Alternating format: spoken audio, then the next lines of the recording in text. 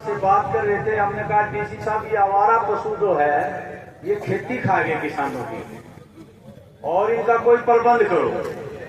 तो डीसी साहब ने इधर देखा कहता जी के प्रबंध कराएंगे, तो सरकार आएगी जी। तो यह कंपनियों की सरकार आ गई है और कंपनियों की सरकार के खिलाफ अपने बुजुर्गों का तजुर्बा रहा है। देश की आजादी में किसान मजदूरों की लड़ाई लड़के उन्होंने कानून बनवाए थे, अंग्रेजों से पहले भी बनवाए थे और आजादी के बाद भी बनवाए थे। ये राजग और भाजपा की सरकार ने सारे कानून धीरे धीरे वो बदल रहे हैं। अब देखो ना, 21 तारीख को एक ही झटके में 29 कानून छोड़ करके 4 कोड ले आए मजदूरों के भयंकर शोषण करने के लिए। इसी तरह आप देखोगे किसान और मजदूर की समस्याओं पर कोई सरकार ध्यान नहीं देती। कंपनियां लूट कर रही है, पहले कंपनियों से रिश्वत लेके उनको बुलाते हैं और वो पैसे किसानों के खा के भाग जाती है, फिर उनको बचाते हैं। ये सरकार है। 4.5 महीने हो गए, 4.5 महीने के बाद मुख्यमंत्री ने एक दिन भी नहीं कहा भाई आओ मैं बात सुनूंगा। ये ठीक है, ये आंदोलन के दबाव में स्टेट ग्रीवेंसीज कमेटी पड़ी है, एक बात अपनी आगे बढ़ी है और दोनों जिलों के प्रशासन ने यह भी कहा है कि किसानों के साथ ज्यादती हुई है और इसको इनकी समस्या का समाधान किया जाए, ये भी लिखने को लिए वो सहमत हो गए। लेकिन मुख्यमंत्री ने आज तक नहीं कहा कि भाई आओ बात करेंगे क्यों कंपनी लूट गई और सरेआम कंपनी लूट गई।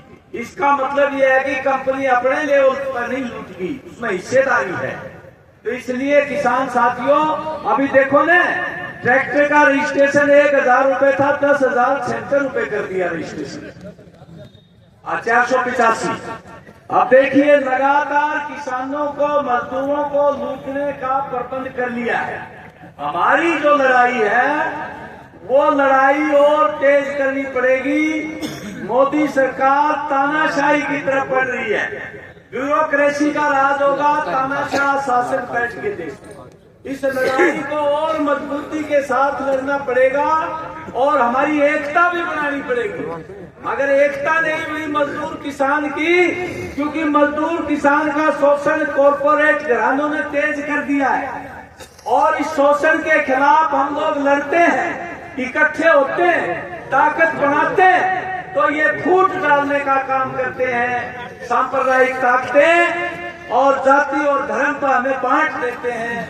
ये असल में शासन जो है ये कॉरपोरेट यानी पूंजी और ये सांप्रदायिक ताकतों का गठजोड़ है, धर्म और पूंजी का गठजोड़ है। तो ये बात है भाई।